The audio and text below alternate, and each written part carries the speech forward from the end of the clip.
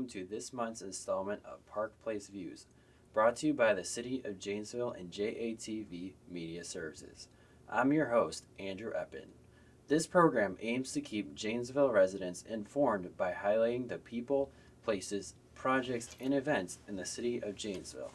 There are many different ways that the City of Janesville is being improved and sustained every day.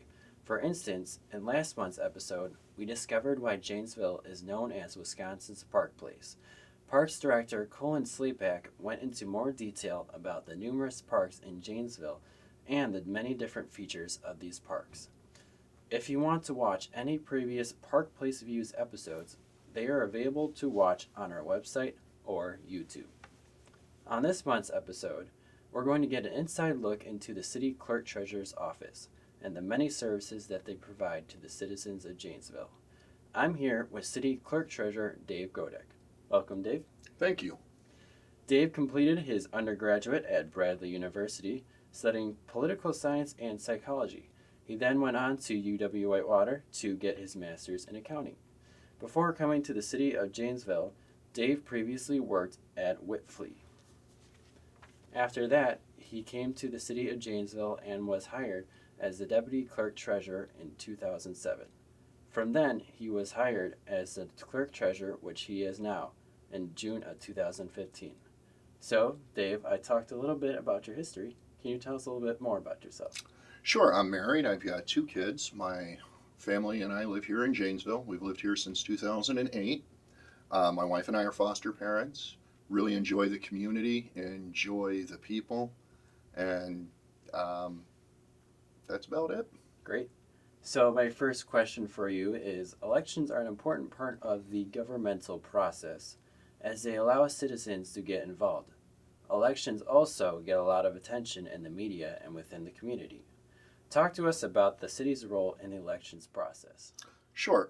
Elections are one of our most important roles in our office. Our goal is to ensure that everybody who's eligible to vote and wants to vote is able to vote at each election, and we do that very well. Although there are state laws that govern elections, and we interact with varying levels of the state and with the county to assist us in getting elections done, in Wisconsin, elections are run at the local level. So everything that occurs for an election is done through our office.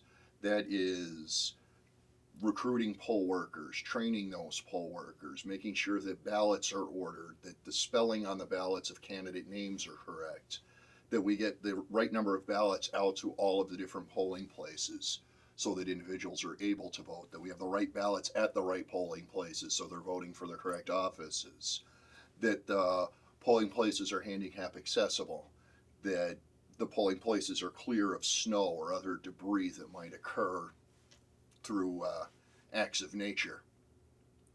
So we have the overall function of running every facet of the elections, but we do partner with the county to help us. We order ballots as a county to save costs. We also rely on the Government Accountability Board. They help provide guidance in areas where the law might not be clear, or if there is a new law on how that law is to be implemented. Great. So I know that there is new equipment for voting. Can you tell us a little bit more about that?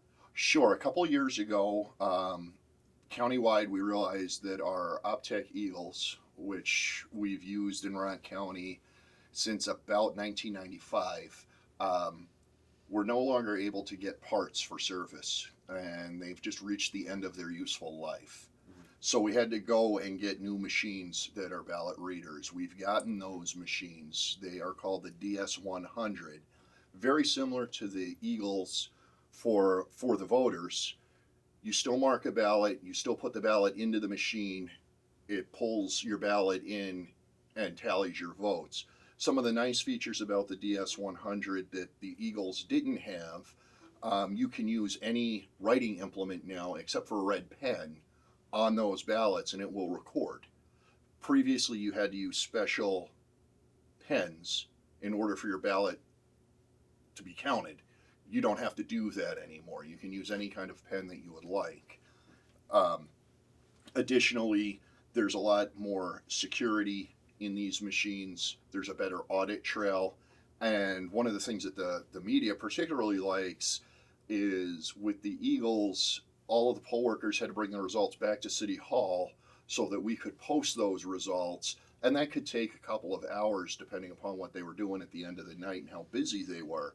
They can now modem those results immediately, so we have results much quicker. They're unofficial results, but they're much quicker.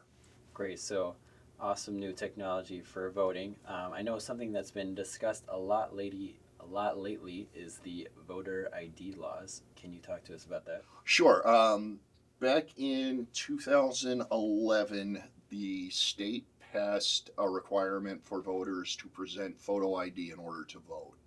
We had that in place for the February 2012 primary, and then lawsuits and injunctions put that law on hold. Last year, the Seventh Circuit Court of Appeals out of Chicago ruled that voter ID was constitutional and was okay. And so we will be having that requirement moving forward. So beginning with our next election, all voters will be required to show a photo ID in order to vote. The photo ID does not need to have their current address on it. It just needs their name and their picture. There are certain IDs that are acceptable. Not everything is acceptable. Primary ID would be something like a driver's license or a state-issued ID card. And there's numerous information on the GAB's website at gab.wi.gov showing what the requirements are for voter ID and how to get a free ID for voting purposes. Okay, so some good information there.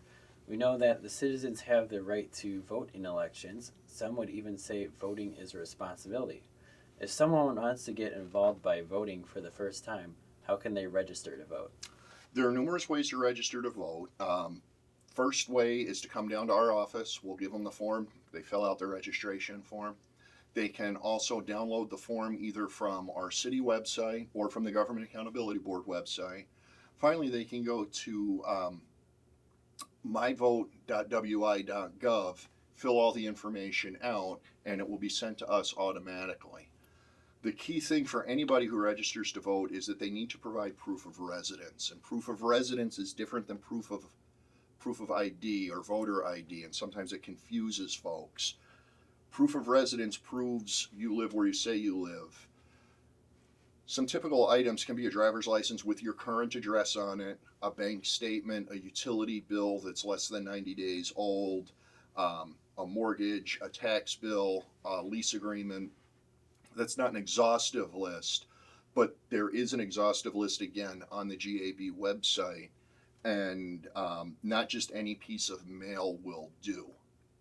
But that would be how residents can come in and get registered to vote. Okay. So some of the people that help run an election are volunteer poll workers. What are the qualifications for this position, and do they receive any compensation for their work?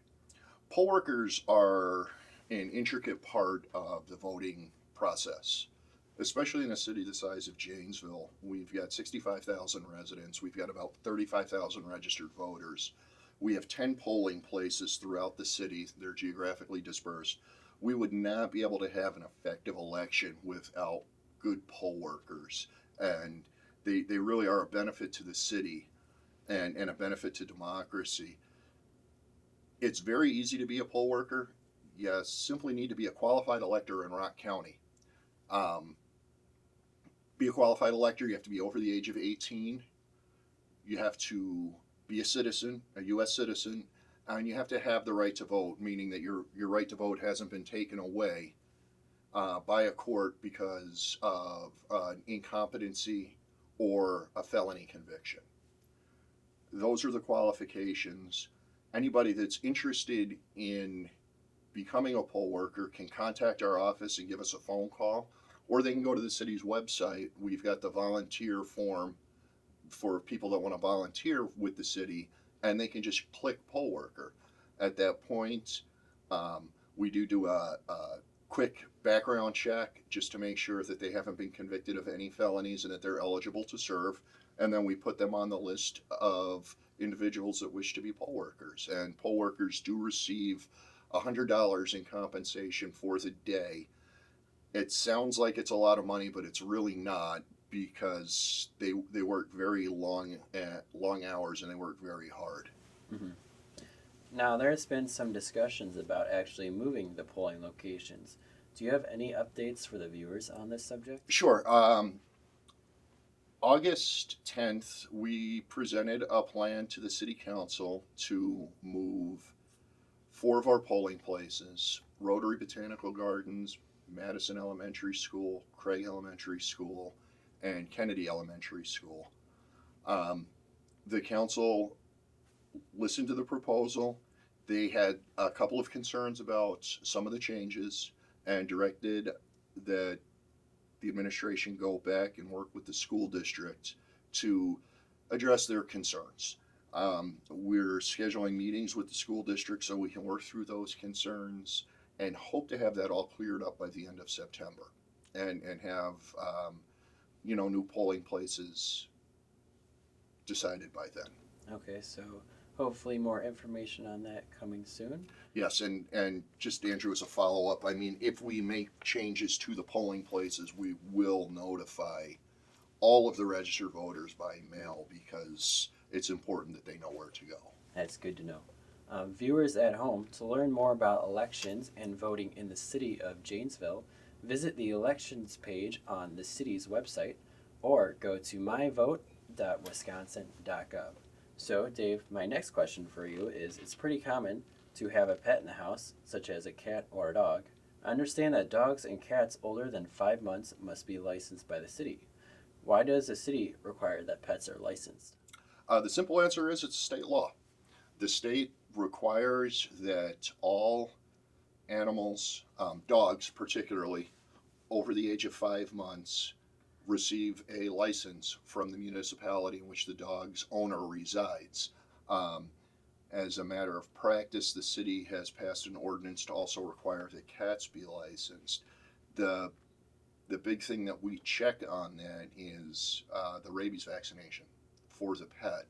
So what we're doing is ensuring that pets have been vaccinated against rabies so that we don't have to worry about that disease spreading. There was just a story in the Gazette in the last couple of weeks about a rabid bat being found here in the city. We want to make sure that our pets are safe so that our population is safe. So we have to license our pets. So what would be the cost to license them? Currently, the cost to license a pet is based upon whether the pet is neutered or spayed. What we say in our office is altered or unaltered. An altered animal is $8. An unaltered animal is $13. Now, the City Council has decided to raise those fees beginning for the 2016 license year, and those fees will go to $10 for an altered animal and $15 for an unaltered animal. Under state law, you have to have your pet licensed by March 31st, or there is a late charge, and it's a statutorily required late charge, and that late fee in the City of Janesville is $10. Okay, so first of all, is the licensing done every year? And second, how can pet owners be reminded of this licensing every year? Licenses do occur every year. Licensing period runs from January 1st through December 31st. What we have historically done in our office, and what we'll continue to do, is begin selling pet licenses in December for the following year so that people can get them a little bit early. Additionally, we send in every water bill in the months of December, January, and February license renewal notifications to everyone, whether they have a pet or not. Everybody gets the license application so they can fill it out, and if they choose to, they can mail it in with the required documentation. We'll take all their documentation, we'll mail it back to them with their license, so they don't even need to come downtown to City Hall to get their pet licensed. Okay, so one of the more popular parks for dog owners is Paw Print Park. How can dog owners get a permit for their dog to get there? Paw Print Park, you can get that permit at the same time that you license your animal. You are required to have your dog licensed to get a Paw Print Park license. What's nice is you don't have to be a City of Janesville resident to get a paw print park license. If somebody lives in Rock Township or the town of Janesville, as long as they bring their license from that township in showing their dog is licensed, they can still get a paw print park license. And they can either get that at our office at the City Clerk-Treasurer's office. We're on the lobby floor of City Hall, or they can go down to the first floor to the Recreation Division, and those folks will take care of it also. Okay. So one thing that affects property owners in Janesville is property tax billing. Can you explain how the tax billing process works? Sure. There are 4 taxing jurisdictions in the City of Janesville. It's the city taxes, the county taxes, Blackhawk Technical College, and then the school district. Now, Janesville has 2 different school districts. We've got the school district of Janesville, which covers probably 95 or more % of the city, and then a sliver up on the northeast side of the city that is in the Milton School District.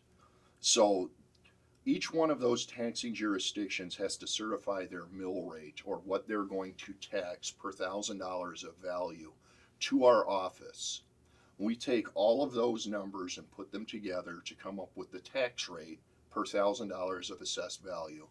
We take the assessed values that are developed in the city assessor's office, and it's really just a mathematical formula of your assessed value times the mill rate equals your property tax rate and how much you have to pay in property taxes. We develop that for approximately 2,600 parcels each year for both real estate property and personal property taxes.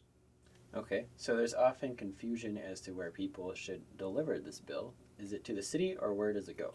No, all payments for City of Janesville tax bills go to the Rock County Treasurer, which is on the 2nd floor of the Rock County building on Main Street. We contract with the county treasurer to collect those taxes in an effort to segregate duties. It creates efficiencies not only in our office, but also ensures that we're not the ones sending out the bill and collecting the money for the bill, which is an accounting practice to maintain separation of duties. Okay, so for my next question, one thing that people may not know about is called a lottery tax credit. Can you tell us more about that? Sure, the lottery tax credit is available to all owner-occupied homes.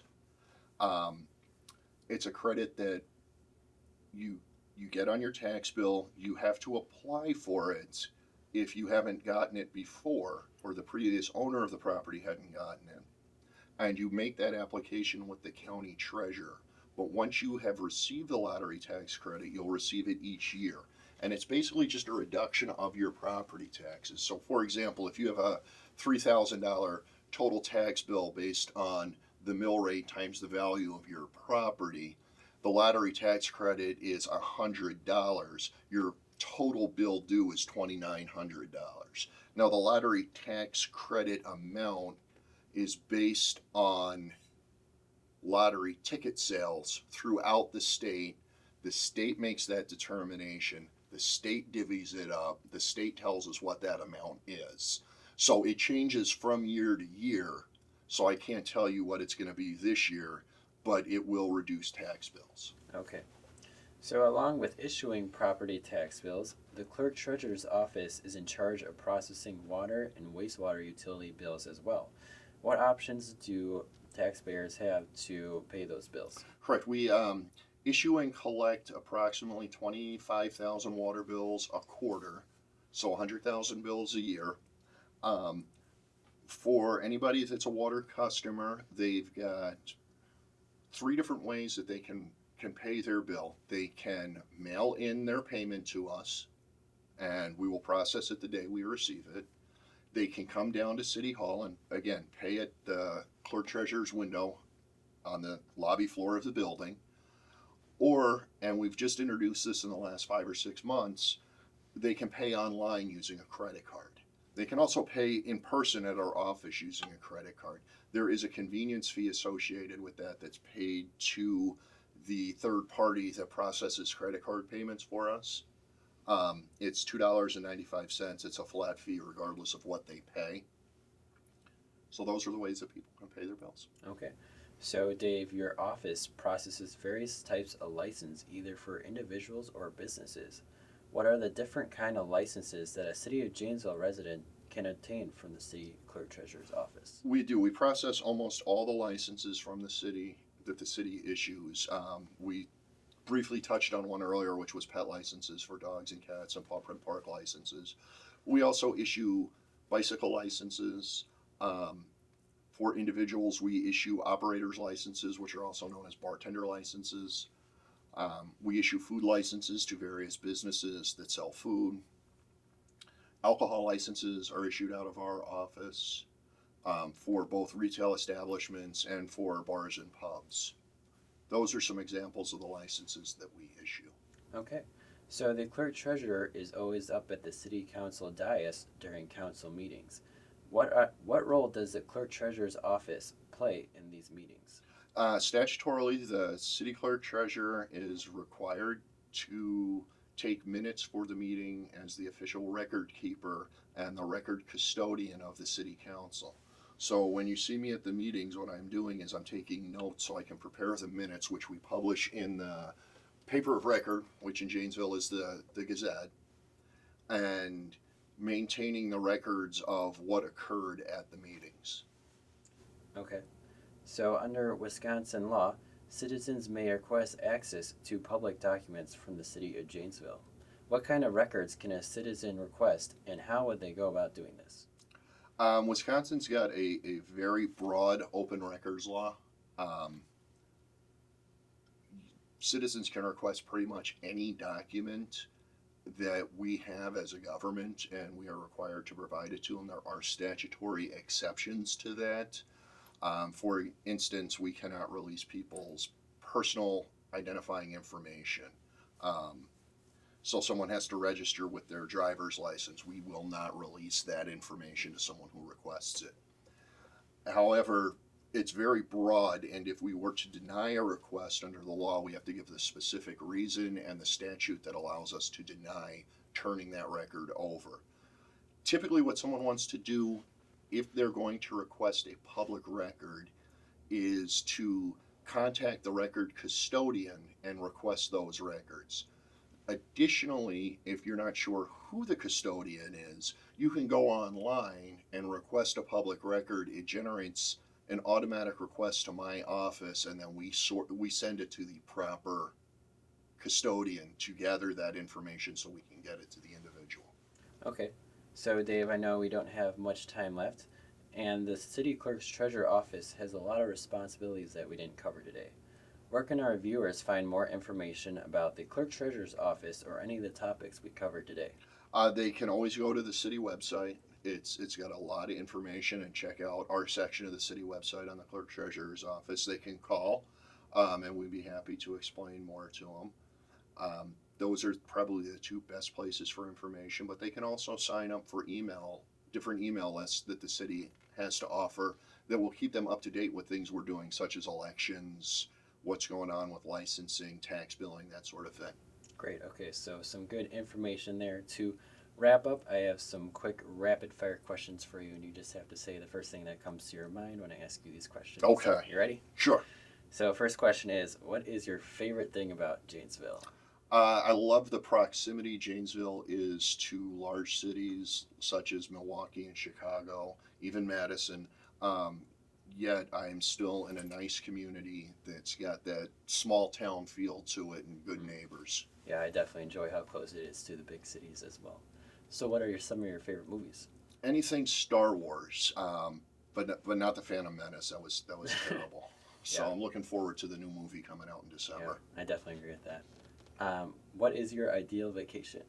My family just went to Jamaica, and I don't really have much to compare it to, but I would go back to Jamaica in a heartbeat. It was very nice. That sounds like a fun time. So as we wrap up here, do you have any last thoughts?